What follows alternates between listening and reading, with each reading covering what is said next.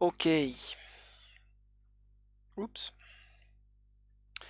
On continue avec notre logiciel préféré, le Blender.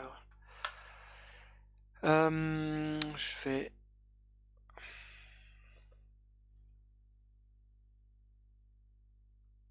réouvrir cette scène-là et je vais en sauvegarder une nouvelle. Ok, donc dans la vidéo précédente, on a vu comment faire un éclairage 3 points et quelles sont les propriétés de base des différentes lights de Blender.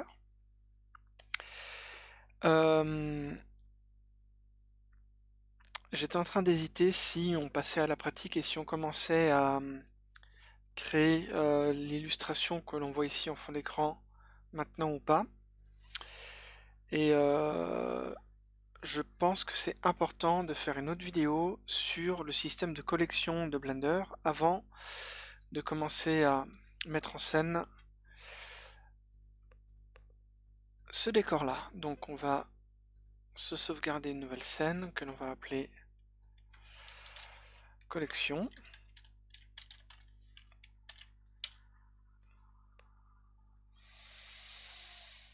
Et on va supprimer tout ça.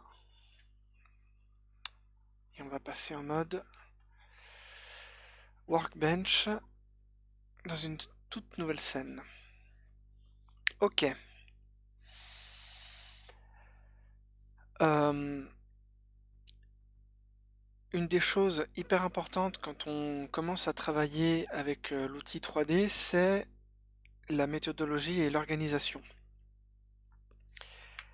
Vous pouvez tout à fait commencer à itérer et à tester des idées de manière, on va dire, intuitive dans le logiciel et ranger après coup, ce qui n'est pas une mauvaise idée dans le sens où si vous commencez à passer votre temps à tout renommer tout de suite et à essayer d'avoir quelque chose qui soit propre et optimisé dès le départ, vous allez perdre du temps et vous allez vous fermer les portes sur le fait de tester des choses et de pas forcément prendre en considération la technique outre mesure.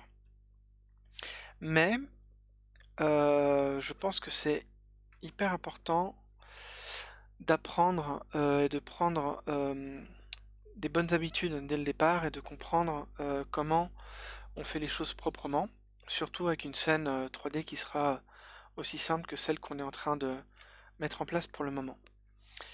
Alors, je vais commencer à être un peu plus rapide dans l'utilisation des raccourcis clavier.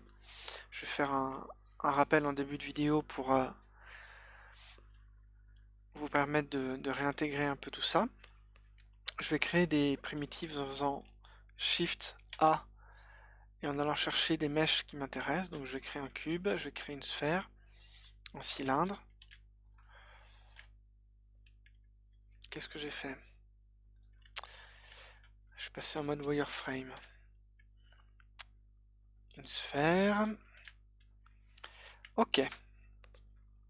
Alors, pour le moment, tous ces éléments font partie d'une collection qui s'appelle collection. On va tout mettre. Voilà. On part de quelque chose de très simple. On a une scène 3D où il y a une caméra et 3 primitives.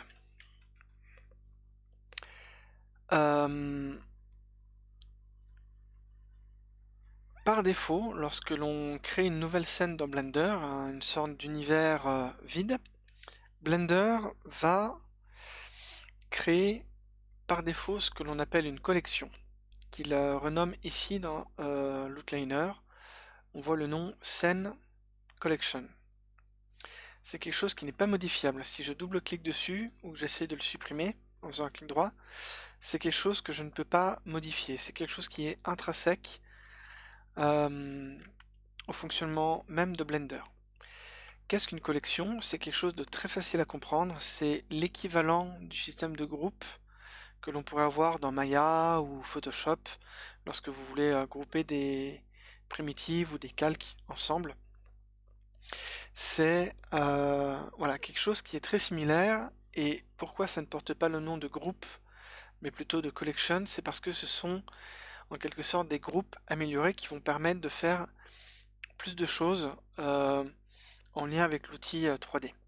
Mais fondamentalement, ça permet déjà d'organiser sa scène 3D avec différentes collections qui vont correspondre aux différents types d'éléments clés de votre espace 3D. Donc par exemple, si on veut créer une forêt, on pourrait avoir une collection qui va contenir seulement les arbres, une autre collection qui va contenir des éléments de décor, une autre collection qui va contenir ce qui sera présent dans le ciel ou à l'arrière-plan, une autre collection qui va contenir les personnages. Donc une collection, c'est ni plus ni moins que une sorte de dossier dans lequel on va pouvoir mettre des éléments. Un peu comme dans le monde réel, vous allez avoir un classeur dans lequel vous allez pouvoir mettre des papiers. Là, c'est la même chose, c'est que vous allez pouvoir mettre des fichiers dans un document. Ça correspond un peu au système de files et de documents dans Windows, par exemple, ou sur Mac.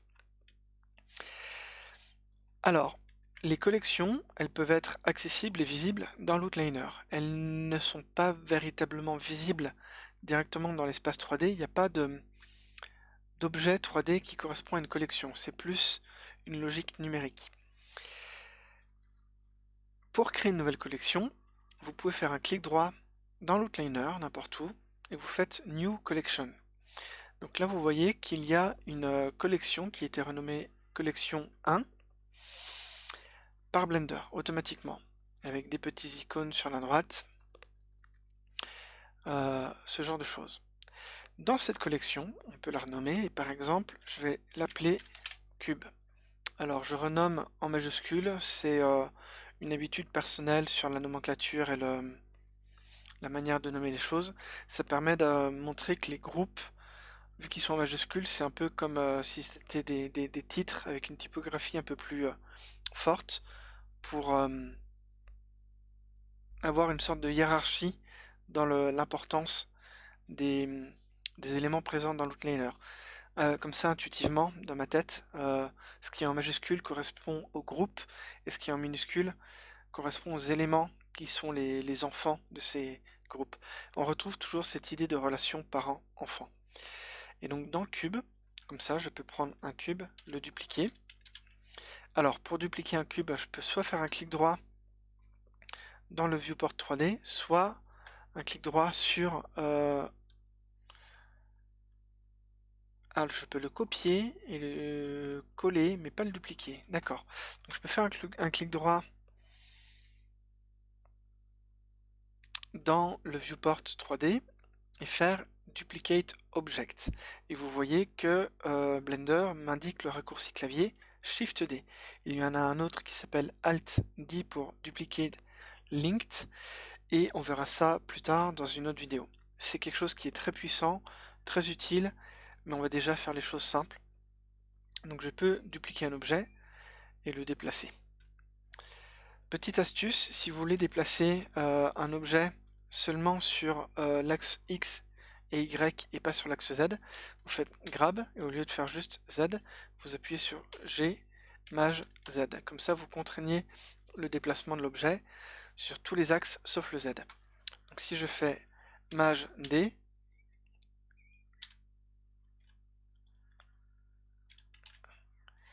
et que je fais G, Maj, Z, ça le déplace sur l'axe X et Y. Si je fais ça, ouais, ça peut être directement aussi en faisant Maj D et directement Maj Z. Il n'y a pas besoin de faire clic droit pour annuler l'action en cours, G, Maj Z. C'est plus simple. Bon, on a ici plusieurs cubes qui sont tous différents, qui ont été renommés automatiquement cube 0001, etc. D'ailleurs, le premier, si on veut faire quelque chose de propre, on pourrait le renommer .000, parce que en virtuel, on compte à partir de 0. Un petit CTRL S pour sauvegarder la scène. Et si je sélectionne mes cubes, donc soit en maintenant la touche majuscule enfoncée et en cliquant sur chaque cube, soit je fais une sélection rectangulaire, soit, comme dans Windows, je clique sur le premier cube, je laisse appuyer sur Maj, je clique sur le dernier de la liste, enfin de la série, et ça me sélectionne tous les cubes qui sont entre dans les cubes qui sont placés dans l'ordre alphabétique dans l'outliner. Et je peux les cliquer, draguer dans la collection que j'ai créée, juste en maintenant cliquer avec le clic gauche. Et donc, j'ai dans l'outliner positionné mes cubes dans la collection précédemment créée.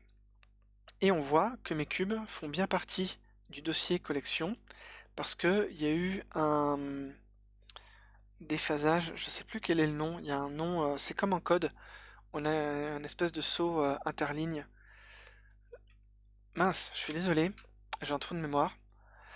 Mais en tout cas, on voit que le logo ici de la collection est décalé par rapport à l'icône objet, à l'icône mesh des cubes.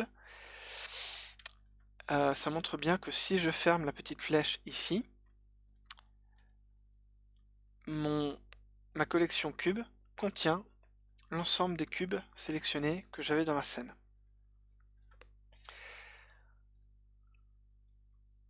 Maintenant, l'intérêt de faire ça, c'est que de la même manière que je peux sélectionner ma sphère et décocher le petit œil, je peux décocher le petit œil de ma collection et ça va décocher donc la visibilité de l'ensemble de mes cubes présents dans la collection.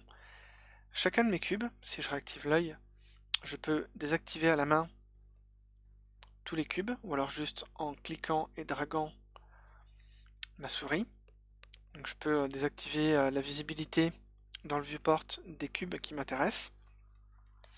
Ou alors je peux automatiquement, sur l'ensemble de la collection, désactiver leur visibilité. Et on voit que l'œil du cube 4 et le cube 1, Blender a gardé en mémoire que leur visibilité est activée, leur visibilité personnelle, mais la visibilité du groupe a été désactivée.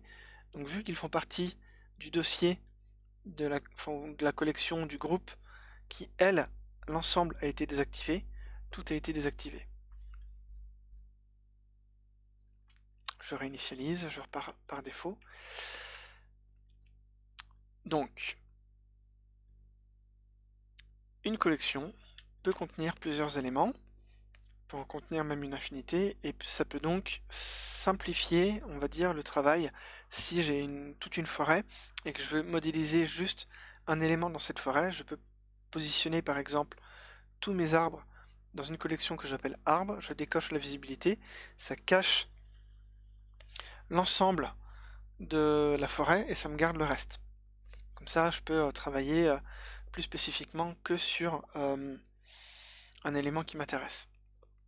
Il y a une astuce pour, plutôt que de s'embêter si on avait beaucoup de collections à vouloir les décocher une par une, on peut juste sélectionner l'objet qui nous intéresse et appuyer sur la touche slash du pavé numérique pour hider automatiquement, cacher le reste de la scène 3D et zoomer automatiquement sur l'élément qui nous intéresse et réappuyer sur la même touche pour revenir à l'étape de travail précédente. Donc le slash c'est l'espèce de petit symbole, la ligne droite baissée. Si vous avez un pavé numérique, il vous suffit d'appuyer dessus. Ok.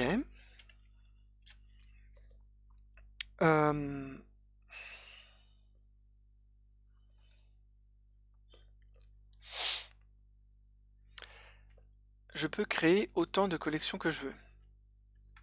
Donc je peux faire un clic droit et cliquer sur New Collection, ou alors je peux utiliser le raccourci clavier C pour créer autant de collections que je veux. Du moment que ma souris, le pointeur de ma souris, est dans l'outliner. Donc je peux agrandir l'outliner ici et créer autant de collections que je veux. Donc je peux par exemple créer une collection sphère, une collection cylindre, d'accord? Et je vais créer une collection rouge, une collection vert et une collection bleue. Celle-ci, je vais la supprimer. Alors, je vais créer plusieurs sphères.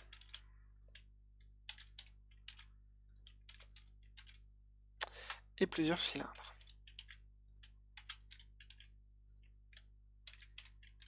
Ok. Tous mes cylindres, je les mets dans cylindre et toutes mes sphères, je les mets dans sphère. Super.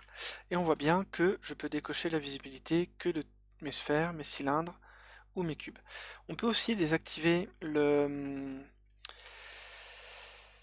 l'espèce de petite icône avec le coche.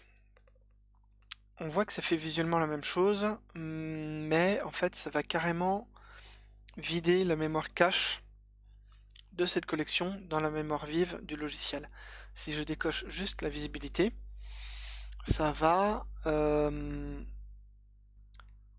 conserver dans la mémoire du logiciel, dans la mémoire vive, le contenu de la collection, mais ça va juste décocher la visibilité dans la fenêtre du viewport 3D.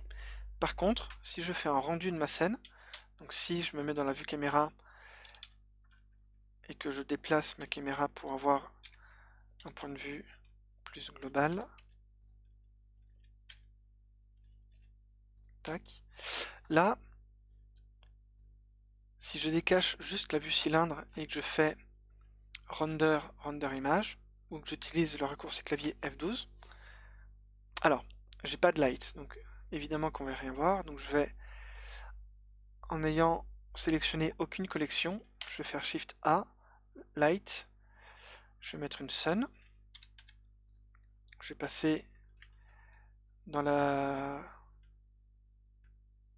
vue Shading avec Eevee, et je vais mettre, comme vu précédemment, un peu plus de lumière dans mon environnement. Donc là, si je fais un rendu, donc là il y a tout, si je fais un rendu, on a Blender qui nous a précalculé une image. Si je ferme cette fenêtre, que je décoche par exemple la collection sphère et que je réappuie sur F12, il va me recalculer les sphères. Pourquoi? Parce qu'en fait, ici j'ai juste décoché la visibilité du viewport, donc de la fenêtre, on va dire, de l'espace de travail. Pour cacher également les sphères lors du rendu, je décoche aussi le petit appareil photo qui va me décocher lors du rendu. Et cette fois-ci, je n'ai plus de sphère si je calcule une image en appuyant sur F12. Si je les deux cochés et que je décoche cette fois-ci la collection, on voit que ça me grise les deux petits icônes, et cette fois-ci, ça a carrément viré toute la collection de la mémoire de la scène. Il n'y a plus de collection. Elle est toujours présente, il suffit de la réactiver ici. Ok. Je pense que c'est bien de faire une vidéo sur le système de collection à part entière.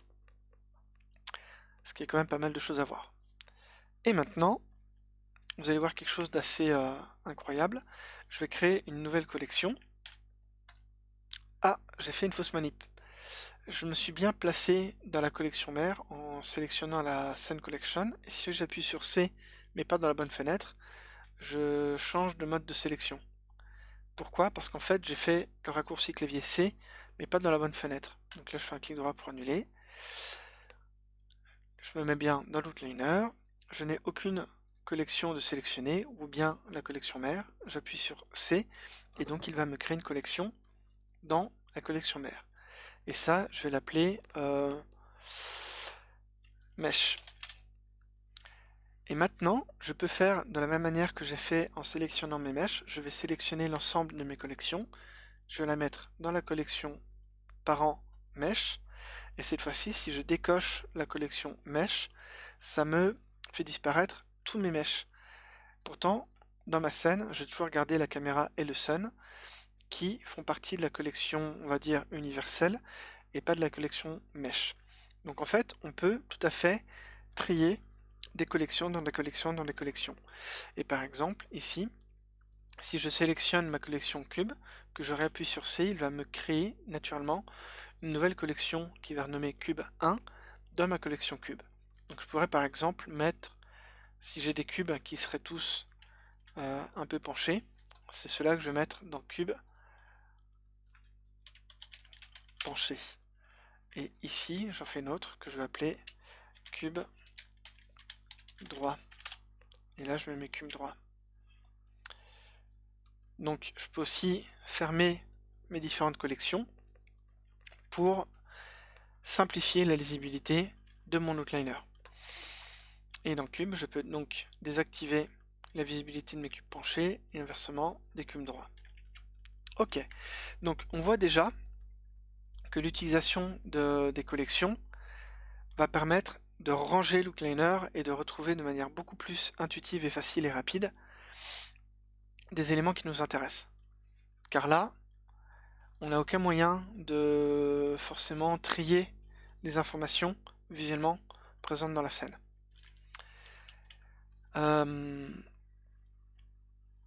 Top.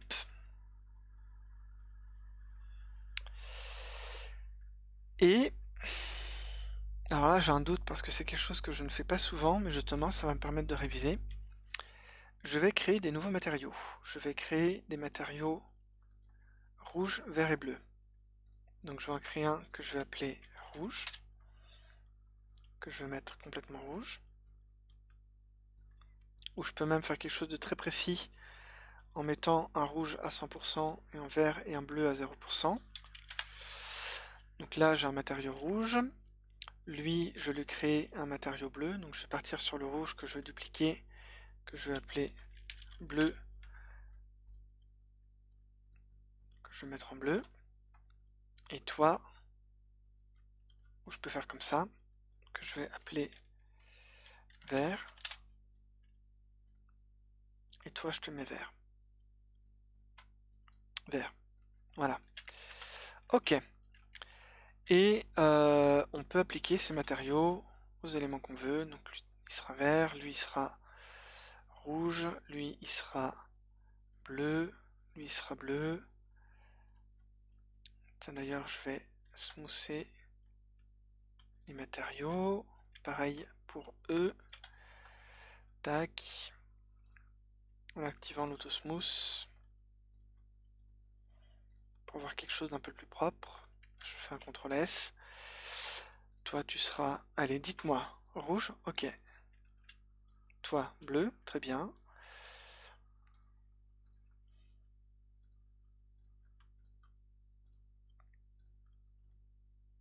Toi, tu seras rouge.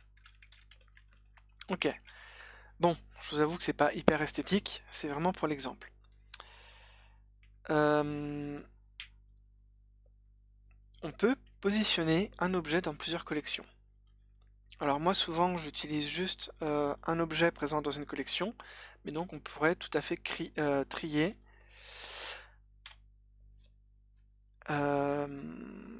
les objets par couleur. Donc lui par exemple il va aller dans le rouge.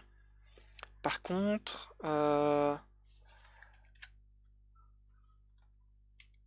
j'ai un doute, je sais plus si il disparaît de ma collection cylindre ou non. Alors pour zoomer sur un élément, vous cliquez dans le viewport, vous appuyez sur la touche point, ça permet de zoomer sur un mesh. Mais on peut en quelque sorte zoomer aussi dans l'outliner. Donc une fois que j'ai sélectionné par exemple mon cylindre, je positionne ma souris dans l'outliner et que j'appuie sur point, ça va m'ouvrir la collection et me montrer l'objet sélectionné. Donc si ici je fais clic droit et il me le propose pas. Je peux appuyer sur le raccourci clavier M pour lui dire de move mon mesh dans une collection et je vais l'envoyer dans la collection rouge. Alors, maintenant, mon cylindre fait partie de la collection rouge parce que c'est un objet rouge, mais il n'existe plus dans la collection cylindre. Il a été déplacé, comme si je l'avais déplacé à la main. Je me sens un peu bête parce que c'est quelque chose qui est, on va dire, très pratique dans Blender, c'est juste que c'est quelque chose que j'ai pas encore forcément beaucoup utilisé, mais un même mesh peut être présent dans plusieurs collections. Et alors là, New Collection, View, comment on fait? Je peux lui dire...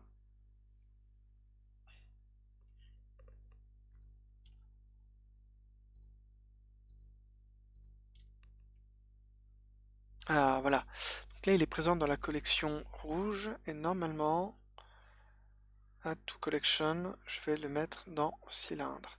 Voilà, ok.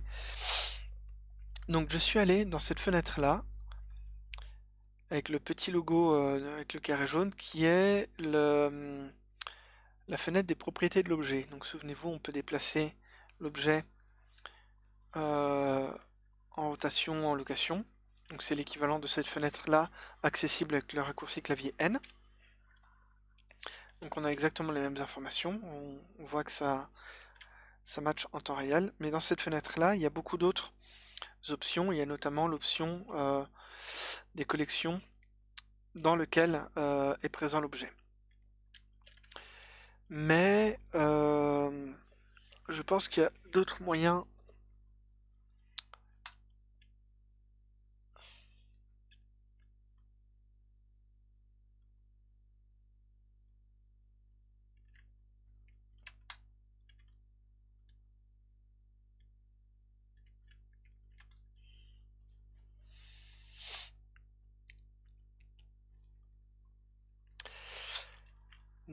de faire.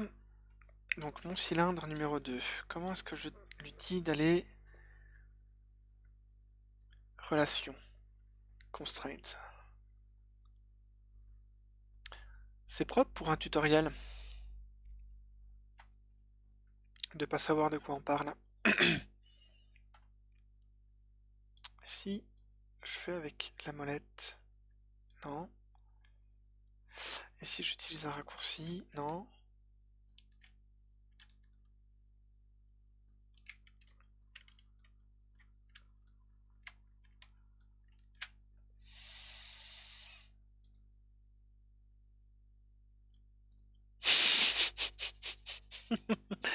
Génial.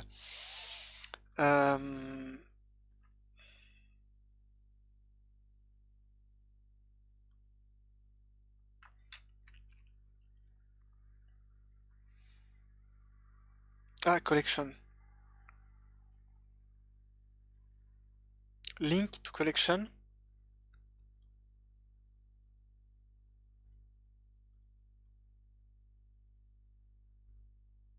Yes. J'ai trouvé. Donc, plutôt que de sélectionner l'objet et de lui créer une nouvelle collection, donc de l'associer à une collection préexistante dans cette fenêtre-là, ce qui est possible, vous pouvez faire ça. Donc, sélectionner un autre cylindre, par exemple celui-ci, le bleu, faire objet, collection, et plutôt que de faire move to collection où il va changer de collection, on va faire link to collection, comme ça il va être présent dans deux collections en même temps. Et là on va le mettre dans le bleu. Et le raccourci clavier, bien sûr, c'est Maj M. Et on va le mettre dans le rouge. Ok. On va faire ça avec tous les éléments. Alors, on va faire dans l'ordre. Lui, on va le mettre dans le bleu. Toi, dans le vert. Toi, c'est fait. Toi, dans le rouge. Toi, il est déjà présent dans le rouge. Toi aussi dans le rouge. Lui, il est présent où? Il est présent là. On va t'envoyer dans le bleu. Toi, il est dans le rouge, etc., etc. On fait ça pour toutes les couleurs.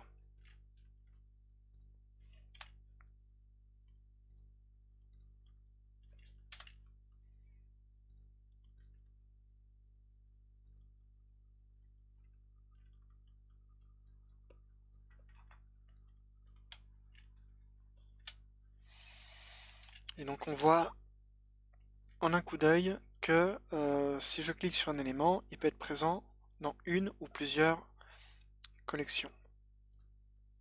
Là, j'ai cliqué sur une sphère, elle est que présente dans sphère. Et là, elle va être présente dans vert. Si je clique dessus, ça m'en sélectionne deux. Mais c'est la même sphère. Exactement la même. Et je termine avec elle, c'est déjà fait. Et là, ce qui est très intéressant, donc si je compacte toutes mes collections en appuyant sur le raccourci clavier moins, on peut appuyer sur moins et sur plus pour en un clic ouvrir et fermer les groupes, donc les collections. Je peux tout à fait décocher que les cubes. D'accord.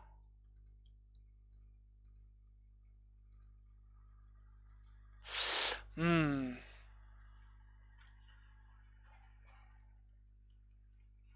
Ah oui, ça c'est intéressant. Si je décoche les cubes, les sphères et les cylindres, il me garde les autres.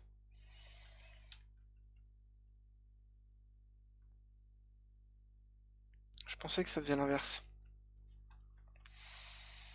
Donc comme vous pouvez le constater, je ne suis pas forcément encore à l'aise avec ce système de double groupe. C'est cool, ça me fait réviser. Et là, je peux décocher tous les objets rouges, tous les objets verts, tous les objets bleus.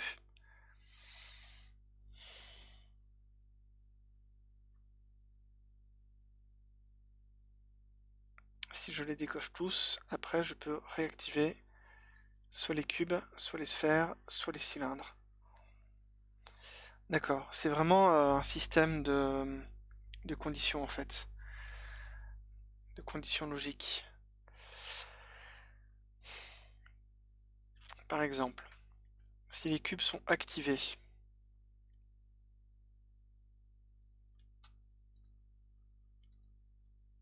c'est logique en fait. Là j'active tous les objets rouges, verts ou bleus. Et si j'active tout, ils étaient déjà activés. Ok. Comment je veux faire pour, si je veux en un clic, désactiver tous les cubes d'un coup? Alors il y a une solution, je pourrais faire un clic droit sur la collection et faire Select Object et appuyer sur H pour les cacher. C'est une solution.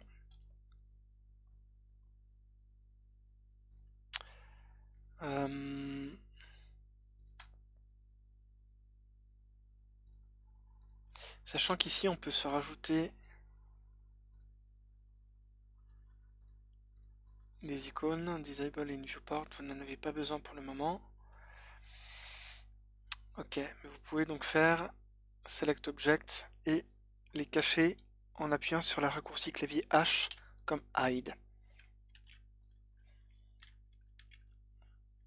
Donc, toutes mes excuses pour cette présentation un peu plus laborieuse.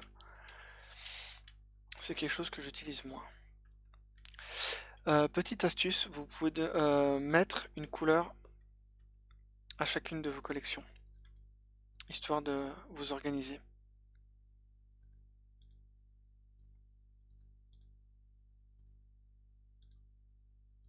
Voilà. Comme ça, quand vous les ouvrez, vous voyez un petit trait qui correspond à la couleur de la collection. C'est juste visuellement pour, en un coup d'œil, savoir où sont les éléments. Cool. Je voulais vous parler d'autre chose. Donc, on a vu comment créer différents systèmes de collection et placer un objet dans deux collections en même temps.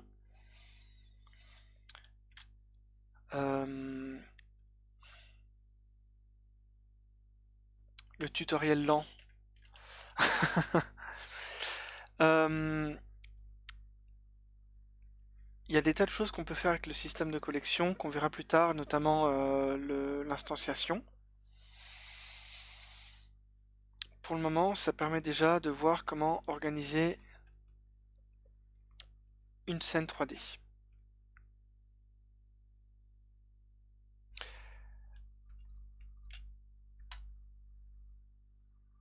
Si vous sélectionnez une collection, ça c'est important, et que vous appuyez sur supprimer, ou bien sur la touche X pour delete, donc là il veut pas, si, voilà. Ça me supprime la collection, mais pas son contenu. La collection a disparu, mais les objets sont encore présents.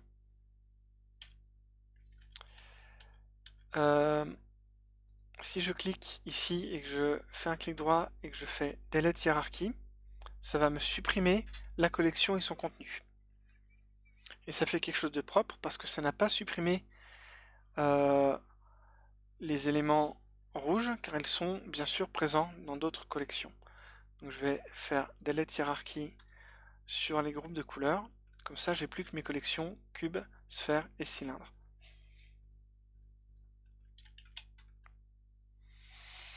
Voilà.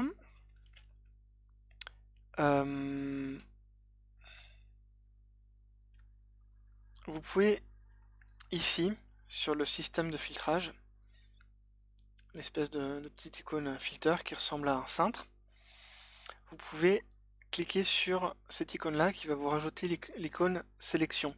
Donc je peux tout à fait forcer Blender à, lorsque je fais une sélection groupée dans l'outliner, je peux tout sélectionner sauf le contenu de ma collection cube. Donc cette fois-ci, si je clique sur un cube, contrairement aux autres éléments, ils ne sont pas sélectionnables. Ce qui peut être très pratique si vous voulez protéger le contenu d'une collection. Si par exemple vous avez créé votre forêt et que les arbres, vous ne voulez pas les modifier, modifier leur position sans faire exprès, vous allez sécuriser votre scène 3D en disant mes arbres ne sont pas sélectionnables, donc je suis sûr que je ne peux pas les sélectionner sans faire exprès et les déplacer si c'est quelque chose que je ne veux pas. Et voilà, donc vous avez vu le fonctionnement des collections et on va pouvoir commencer à créer la scène dans la prochaine vidéo. Voilà, voilà.